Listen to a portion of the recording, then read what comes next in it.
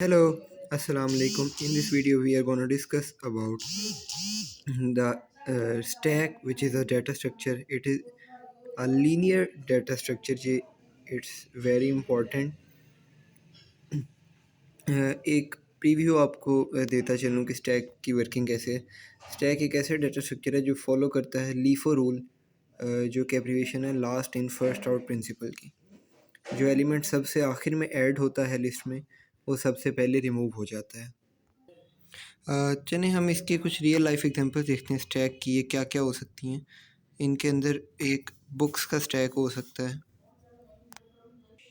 अब हमारा जो ये डेटा स्ट्रक्चर है स्टैक का, अब इसके एग्जांपल्स में एक बुक्स का स्टैक हो सकता है। जैसे हम बुक्स को फाइल्स के तौर पे रखते हैं, एक बुक के ऊपर दूसरी बुक और दूसरी के ऊपर तीसरी, इस तरह। और जब हम उठाएंगे तो सबसे पहले वो बुक उठाई जाएगी जो सबसे लास्ट में हमने रखी थी। इसी तरह ब्राउज़र हिस्ट्री है। ब्राउज़र हिस्ट्री में क्या होता है कि जो हम लास्ट पेज जो हमने विज़िट किया होता है वो सबसे पहले ओपन होता है वो सबसे टॉप पर होता है। इसके अलावा अंडू रीडू फंक्शंस में अंडू और जो रीडू फंक्शंस होते हैं, जैसे कंट्रोल सी कंट्रोल वाई की एग्जांपल ले सकते हैं आप। ये भी ऐसे ही काम करते हैं। इनके अंदर भी बैकएंड पे स्टैक की इम्प्लीमेंटेशन होती है। और इसके अलावा फंक्शन कॉल जो होती है स्टैक में, मेमोरी के अंदर जो फंक्शन कॉल होती है वो भी स्टैक के ऊपर काम करती है। मेनली इसके अंदर हमने वो प्रिंसिपल को ही सबसे पहले नज़रों में रखना कि लास्ट इन और फर्स्ट आउट। इसके बाद हम देखते हैं कि स्टैक की इम्प्लीमेंटेशन कैसे होती है। इसको हम एरे से भी इम्प्लीमेंट कर सकते हैं और लिंक लिस्ट के डाटा स्ट्रक्चर से भी इम्प्लीमेंट कर सकते हैं। अब स्टैक जो है इसके अंदर इंसर्शन और जो डिलीशन का प्रोसेस है ये भी इसी तरह होता है कि आप टॉप से ही कोई चीज़ इंसर्ट करते हो और कोई चीज़ डिलीट करते हो।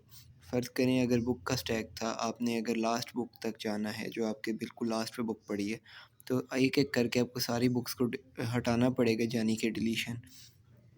और तब जाके आप वो वाली बुक पिक कर सकेंगे, तब जाके आप उसको एक्सेस कर सकेंगे। इसी तरह अगर हमने पहले इंसर्ट करनी है कोई बुक, तो सबसे कोई भी जो हम चीज़ बुक को इंसर्ट करेंगे या उसको रखेंगे स्टैक में, तो वो सबसे ऊपर रखी जाएगी। ये एक विजुअल रिप्रेजेंटेशन आप देख सकते हैं स्टैक की। इसमें हम ये एक स्टैक है, इसमें अगर हमने 10 को एक्सेस करना है तो हमें 30 को डिलीट करना पड़ेगा, उसके बाद 20 को डिलीट करना पड़ेगा और तब जाके हम 10 को एक्सेस कर सकते हैं। इसके अलावा अगर हमें कोई चीज़ इंसर्ट करनी है तो वो टॉप पर होगी, और टॉप इसकी कहाँ पर है, 30 पर। लेकिन जब भी हम कोई चीज़ इंसर्ट करेंगे तो वो टॉप पर आ जाएगी। जैसे हमने यहाँ पर अब 40 को इंसर्ट किया तो ये टॉप पर आ गई। इसका मतलब है कि अब इस टैग का टॉप 40 बन गया। अब अगर हम 20 को भी एक्सेस करना चाहते हैं तो पहले इसको डिलीट करेंगे, फिर 30 को डिलीट करेंगे और फिर हम इसको एक्सेस कर सकेंगे 20 को। फर्दर इम्प्लीमेंटेशन को देखें स्टैक की, तो इसके अंदर अगर हम इसको अरे से इम्प्लीमेंट कर रहे हो तो एक टॉप एलिमेंट का यूज़ किया जाता है जो कि -1 के इक्वल होता है। क्योंकि जब भी कुछ भी अगर स्टैक में कुछ भी नहीं है तो उसको हम -1 पे रखेंगे, क्योंकि अरे 0 से स्टार्ट होती है और ज़ीरो लोकेशन पे कोई भी नहीं है, तो इसको हम -1 से स्टार्ट करते हैं। और अगर हम इसे लिंक लिस्ट के थ्रू इम्प्लीमेंट कर रहे हैं तो हम एक टॉप पॉइंटर बना लेते हैं नोड टाइप का ही, और उसको हम नल के इक्वल कर देते हैं। इसके अलावा हम कुछ देखते हैं कि स्टैक की कुछ मेन फंक्शन हैं, जिसके अंदर पुश फंक्शन होता है। ये कुछ फंक्शन है जो स्टैक जब भी हम बना रहे हैं तो उसके अंदर होना लाजमी है। पुश फंक्शन है जो कि स्टैक के अंदर कोई भी वैल्यू ऐड करने के लिए यूज़ होता है। इसके अलावा पॉप फंक्शन है, पॉप को हम बेसिकली डिलीट के लिए यूज़ करते हैं स्टैक से। टॉप फंक्शन हमें बताता है कि स्टैक के टॉप पर क्या पड़ा हुआ है। और इन सब जो फंक्शन हैं, इन सब फंक्शंस को कांस्टेंट टाइम कॉम्प्लेक्सिटी में इम्प्लीमेंट होना ज़रूरी है। इसके बाद दो बहुत ही इम्पोर्टेंट टर्म्स हैं स्टैक के अंदर, जिनको हम ओवरफ्लो और अंडरफ्लो कहते हैं। ओवरफ्लो की सूरत में होगा जब हमारा स्टैक की जो एक्चुअल लेंथ है अगर वो 20 थी तो हम उसको अगर वो हमारे पास 20 थी, अगर उसके अंदर 20 इंसर्शन हो गई हैं, तो इसके बाद अगर हम कुछ उसके अंदर इंसर्ट करना चाहते हैं तो ऐसी सूरत में स्टैक ओवरफ्लो हो जाता है। ऐसी सूरत में स्टैक ओवरफ्लो हो जाता है। और अंडरफ्लो कब होगा?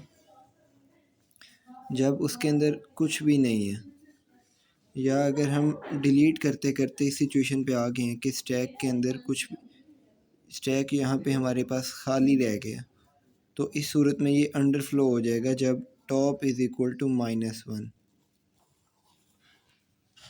और ओवरफ्लो के अंदर क्या कंडीशन होगी? ओवरफ्लो स्टैक तब होगा जब टॉप हमारा हो जाएगा साइज़ -1 के इक्वल। ऐसी सूरत में ओवरफ्लो हो जाएगा। हम दोबारा से अपने स्टैक की तरफ चलते हैं। जब ये वाला जो स्टैक था, अगर इसके अंदर अब हम यहाँ पर 50 भी डाल देते हैं, तो अब इसकी जो एक्चुअल लेंथ है वो एंड हो गई है स्टैक की। अगर अब हम इसमें कुछ डालना चाहेंगे तो ये ओवरफ्लो हो जाएगा।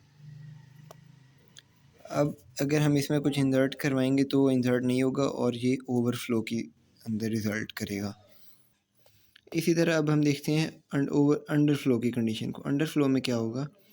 जो ये हमारा स्टैक था, इसके अंदर से हमने 50 को भी पॉप करवा दिया, 40 को भी पॉप करवा दिया, 30 को भी पॉप करवा दिया, 20 को भी पॉप करवा दिया, इवन कि हमने 10 को भी पॉप करवा दिया। अब हम बेसिकली कहाँ पे स्टैंड कर रहे हैं? जब हमने सब चीज़ों को पॉप करवा दी, इवन कि हमने अपने 10 को भी पॉप करवा दिया। ऐसी सिचुएशन में ओवर अंडरफ्लो की कंडीशन हो जाएगी, अंडरफ्लो हो जाएगा। और टॉप हमारा किसके इक्वल हो जाएगा? और हमारा जो टॉप है वो -1 के इक्वल हो जाएगा। अंडरफ्लो की कंडीशन में हमारा टॉप -1 के इक्वल होगा, और अंडरफ्लो की कंडीशन ओवरफ्लो की कंडीशन में हमारा टॉप साइज़ -1 के इक्वल होगा। चलें हम देखते हैं कि पुश फंक्शन की इम्प्लीमेंटेशन कैसे होती है। पुश फंक्शन सबसे पहले चेक करेगा कि क्या हमारा जो टॉप है ये साइज़ -1 के इक्वल है। अगर ये साइज़ -1 के इक्वल है तो ये शो करवा देगा कि स्टैक हमारा ओवरफ्लो हो रहा है। और अगर ऐसा नहीं है तो ये आपकी जो भी वैल्यू आ रही है उसको पुश करता जाएगा। इसके बाद हम देखेंगे पॉप फंक्शन और टॉप फंक्शन। पॉप फंक्शन क्या करेगा? ये देखेगा कि हमारा टॉप -1 के इक्वल तो नहीं है।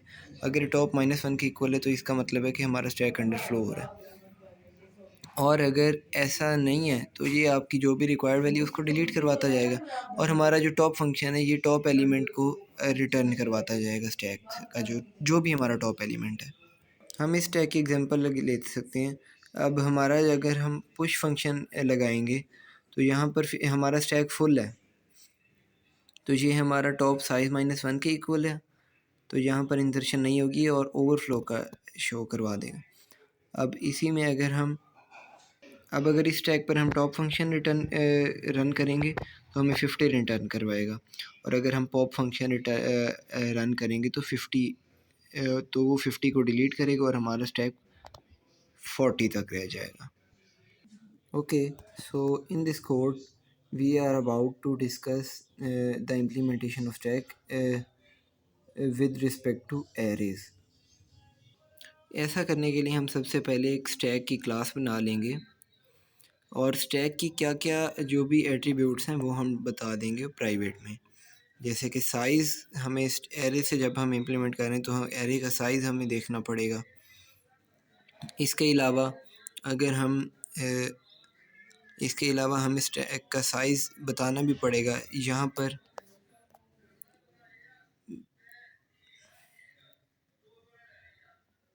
This is working as an array. ये हमारी स्टैक की एरे बन गई, और एक हम टॉप वेरिएबल बना लेंगे। इसके बाद यहाँ पर हमने एक कंस्ट्रक्टर बना दिया है, और यहाँ पर हमने एक कंस्ट्रक्टर बना दिया है।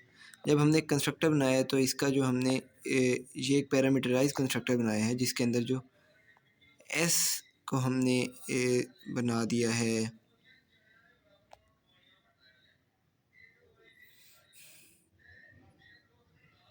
हमारा जो एस है इसको हमने इस साइज़ है इसको एस के इक्वल कर दिया, टॉप को हमने वाई -1 के इक्वल इनिशियलाइज़ करवा दिया है। Okay, so now we are discussing about the push function, जिसका काम ये था कि वो इंसर्शन करवाएगा। ये देखें, जब वो कंडीशन देखेगा कि टॉप हमारा साइज़ -1 के इक्वल हो गया है, तो वो स्टैक वो शो करेगा कि स्टैक ओवरफ्लो हो गया है। और फिर अगर ऐसा नहीं है तो एल्स चलेगा, कंट्रोल एल्स में आएगा और टॉप को इंक्रीमेंट होगा और स्टैक का जो टॉप है वो वैल्यू के इक्वल हो जाएगा। So let's visualize the working of push function. For now this is our stack. जब ये जो हमारा स्टैक है अभी के लिए ये फुल है, तो top is equal to size -1, top is equal to size -1। तो इस सिचुएशन में हमारा इफ़ चलेगा, लेकिन अगर ऐसा नहीं है तो हमारा एल्स चलेगा। एल्स के बारे में हम इसको कैसे विजुलाइज करेंगे, आइए देखते हैं। अब ये जो हमारा स्टैक है इसके अंदर एक वैकेंट स्पेस है यहाँ पर, तो इस सिचुएशन में हमारा टॉप जो है वो साइज़ -1 की इक्वल नहीं होता, तो ऐसी सिचुएशन में हमारा एल्स की वर्किंग होगी।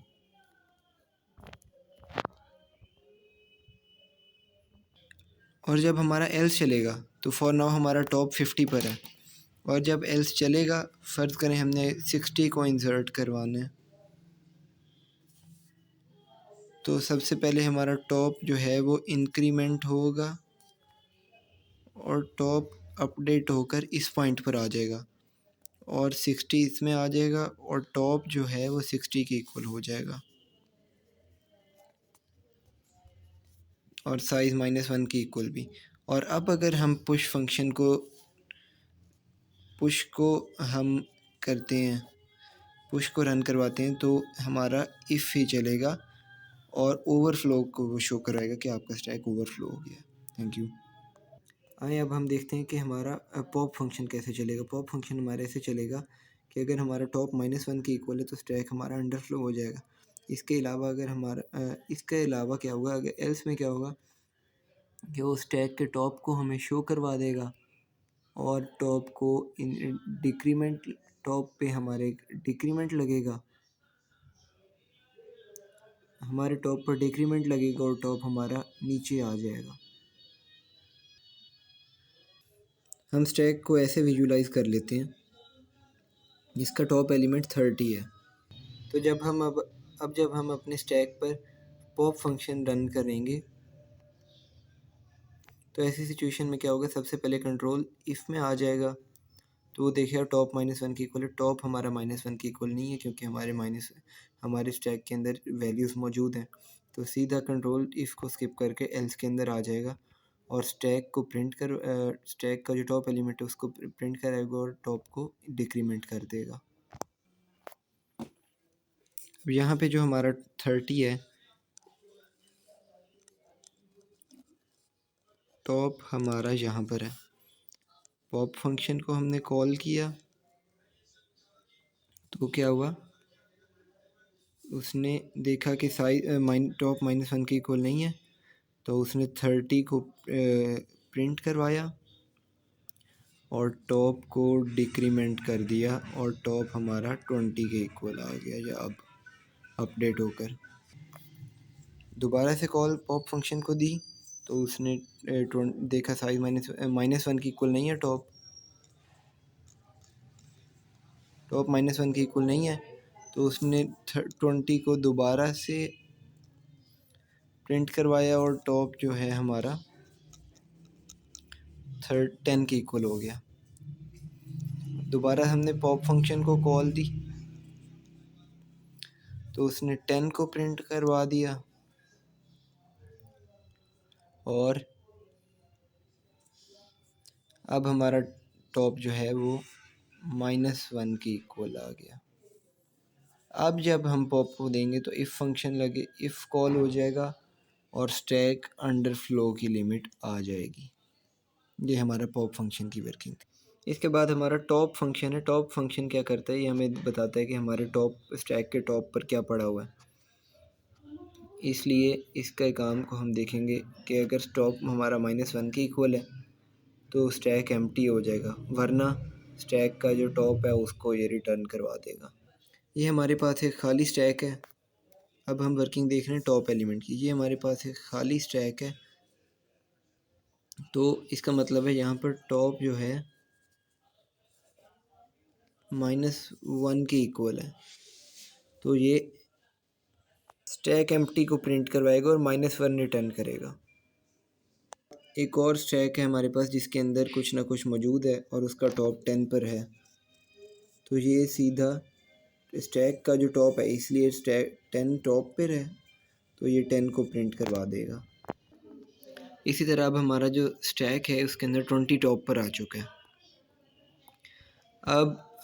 अब जब हम टॉप फंक्शन को कॉल करेंगे तो इफ़ तो चलेगा नहीं, इसी तरह फिर कंट्रोल एल्स में आएगा और स्टैक का जो टॉप है वो रिटर्न हो जाएगा।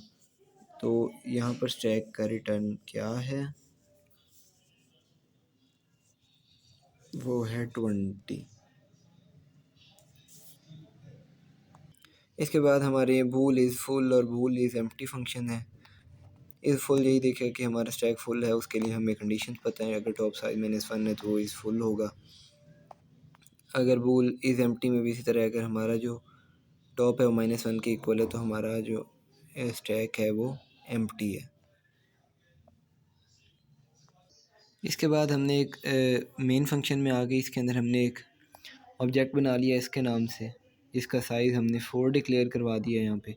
इसके बाद हम इसमें पुश करते गए, 234 को पुश किया, 235 को पुश किया और 324 को पुश किया। इस सब के बाद हमारा स्टैक कुछ ऐसा दिखता। अब हमारा स्टैक कुछ ऐसा दिखता है।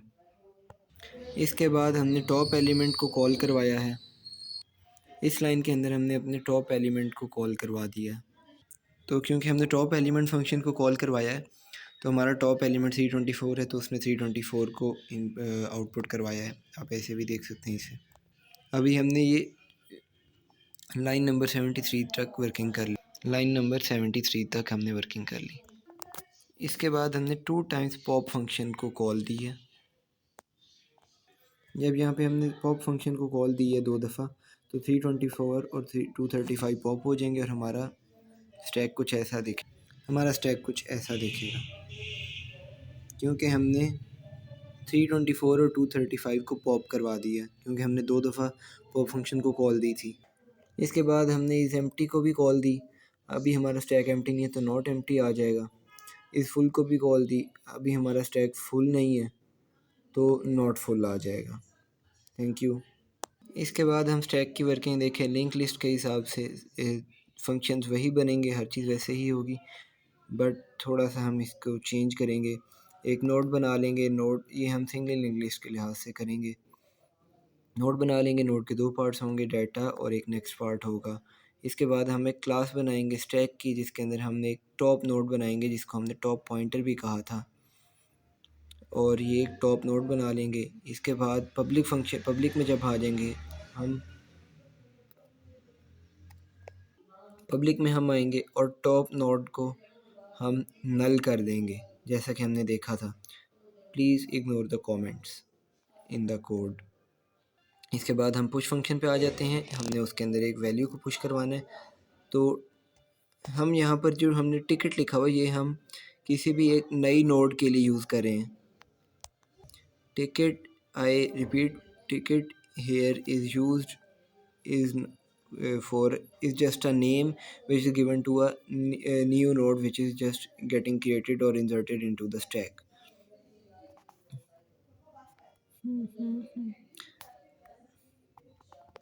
जब भी हम लिंक लिस्ट के अंदर एक वैल्यू को एंटर कर रहे हैं तो इसके अंदर एक नेक्स्ट पार्ट होगा और एक वैल्यू पार्ट होगा।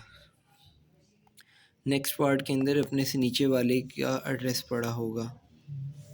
जैसे अब अगर हमारा टॉप यहाँ पर आ जाता है तो इसके नेक्स्ट पार्ट के अंदर ये पहले वाले का एड्रेस पड़ा होगा।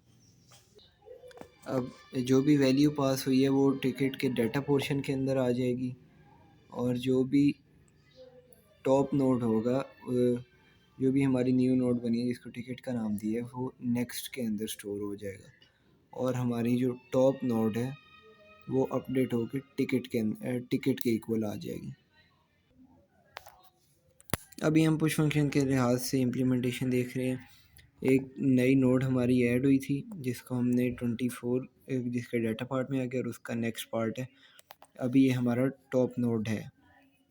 इसके बाद अगर हम कोई जैसे 234 को इसके अंदर हम इंसर्ट करते हैं तो उसके बारे में देखेंगे, उसके बाद क्या इसका प्रोसीजर होगा।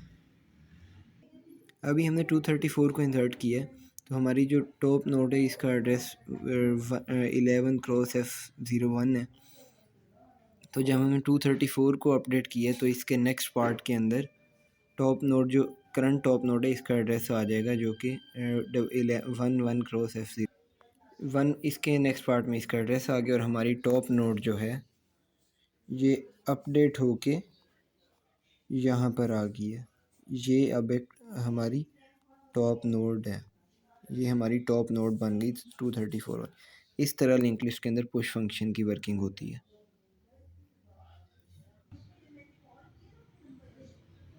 इसके बाद हम पॉप फंक्शन की वर्किंग देखेंगे। इसके अंदर सबसे पहले एक चेक लगा होगा टॉप नोड हमारा कहीं नल तो नहीं है।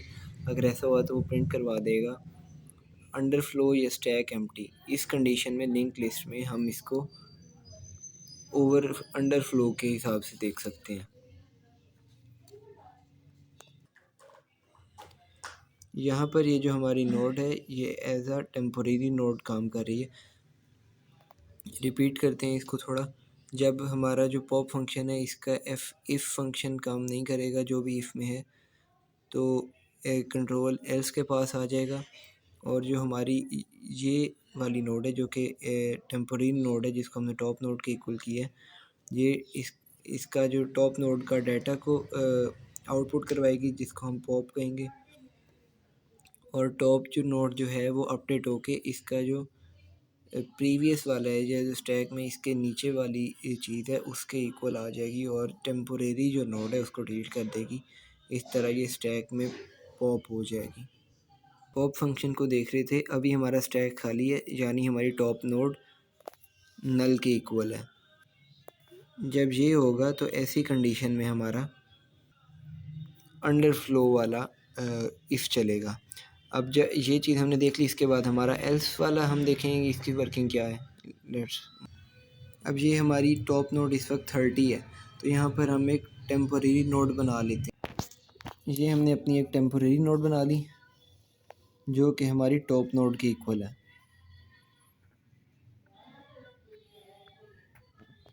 अब ये क्या करेगा पॉप फंक्शन, सबसे पहले उसका जो टॉप नोड का डाटा है उसको प्रिंट करवा देगा। यहाँ पर हमारा 30 प्रिंट हो गया। इसके बाद हमारी जो टॉप नोड है वो टॉप नोड के नेक्स्ट के इक्वल हो जाएगी। हमारी टॉप नोड अपडेट होके यहाँ पर आ गई है 20 के ऊपर, और यहाँ से रिमूव हो गई। और ये अब सिर्फ हमारी जो टेम्पोरेरी नोड बनी थी ये उसके अंदर आ गई है, और यहाँ पर हम अपनी टेम्पोरेरी नोड को डिलीट कर देंगे, और इसी तरह ये पॉप हो जाएगी, और हमारा जो अपडेटेड स्टैक है वो ऐसे होगा।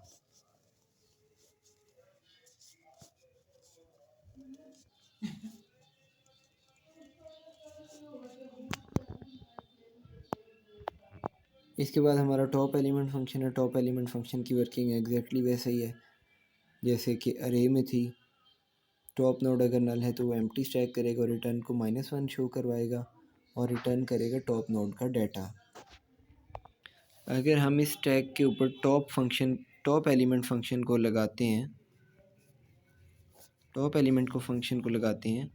तो ये हमारे 20 को प्रिंट करवा देगा। और अगर हम अपने इस स्टैक के ऊपर टॉप फंक्शन को लगाते हैं तो ये -1 रिटर्न करेगा।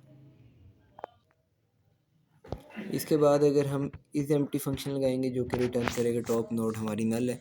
अगर आप ये सोच रहे हैं कि इसके अंदर इस फुल फंक्शन क्यों नहीं बना, क्योंकि लिंक लिस्ट डायनेमिकली एग्जिस्ट करती है, तो इसके अंदर इस फुल फंक्शन की ज़रूरत नहीं है। इसके बाद हम वॉइड डिस्प्ले फंक्शन पे आ जाते हैं। इसके बाद हम डिस्प्ले फंक्शन में आ गए। इसके अंदर भी हम एक टेम्पोरेरी नोड क्रिएट करेंगे और जैसे हम ट्रैवर्सिंग किया करते थे वैसे ही करेंगे, और ट्रैवर्सिंग के अंदर हम डाटा पार्ट को प्रिंट करवाते जाएंगे और जो हमारा और टेम्प बार बार अपडेट होकर टेम्प का जो नेक्स्ट है उसके इक्वल होता जाएगा जब तक हमारा टेम्प नल नहीं हो जाता, तो और एंडल होता जाएगा, लाइन चेंज होती जाएगी। इसको विजुअली देखते हैं। ये हम 30, 20 और 10 का हमारा एक स्टैक बन गया है। इस स्टैक में हम क्या करेंगे कि टॉप नोड हमारी ये है और टॉप नोड हमारी नल नहीं है इस स्टेप में।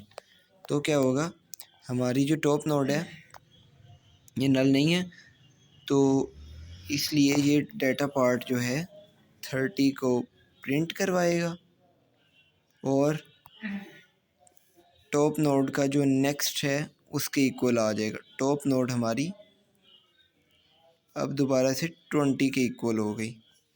अभी भी हमारा जो टॉप नोड है वो नल के इक्वल नहीं है, तो 20 को भी हम डिस्प्ले करवा देंगे। इसके बाद टॉप नोड का जो नेक्स्ट है, टॉप नोड अपने नेक्स्ट के इक्वल हो जाएगी दोबारा से, तो टॉप नोड हमारी 10 पर आ गई। अभी भी टॉप नोड जो है हमारी वो नल के इक्वल नहीं है यहाँ पे, तो 10 को हम दोबारा से ये अपडेट करके डिस्प्ले करवा देंगे। अब हमारी जो टॉप नोड है इसका नेक्स्ट जो है वो नल हो गया, यानी टॉप नोड भी या मतलब टॉप नोड ही नल हो गई अब।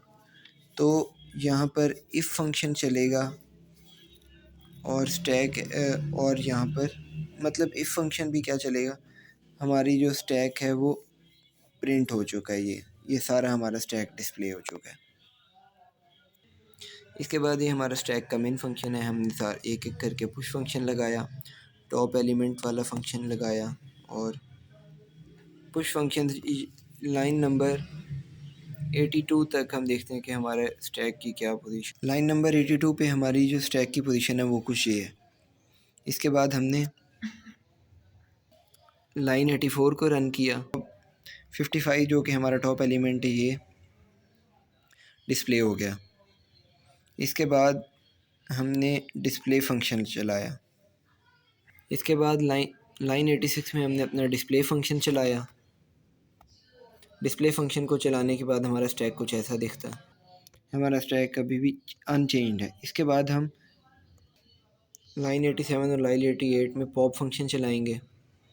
पॉप फंक्शन को चलाने के बाद स्टैक कुछ ऐसा दिखेगा। इसकी वर्किंग हम ऐसे देख सकते हैं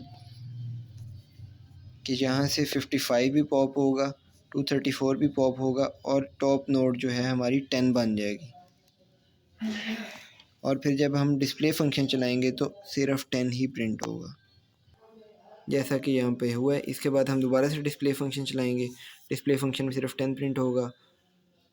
लाइन 90 तक हमने सॉल्व कर लिया। इसके बाद हम लाइन 92 के पर आएंगे। दोबारा से पॉप फंक्शन चला, दोबारा पॉप फंक्शन चला, टॉप नोड भी, अब टॉप नोड हमारी नल के इक्वल हो गई है। तो इस वक्त अब हमारा स्टैक बिल्कुल ही इस पोजीशन पे आ गया है दोबारा से। इसके बाद हमने अपना इस एम्प्टी फंक्शन चलाया। इस एम्प्टी फंक्शन को कॉल किया तो हमारा स्टैक अभी क्योंकि एम्प्टी है तो एम्प्टी स्टैक ही प्रिंट हो जाएगा दोबारा से। Thank you, it's over for the code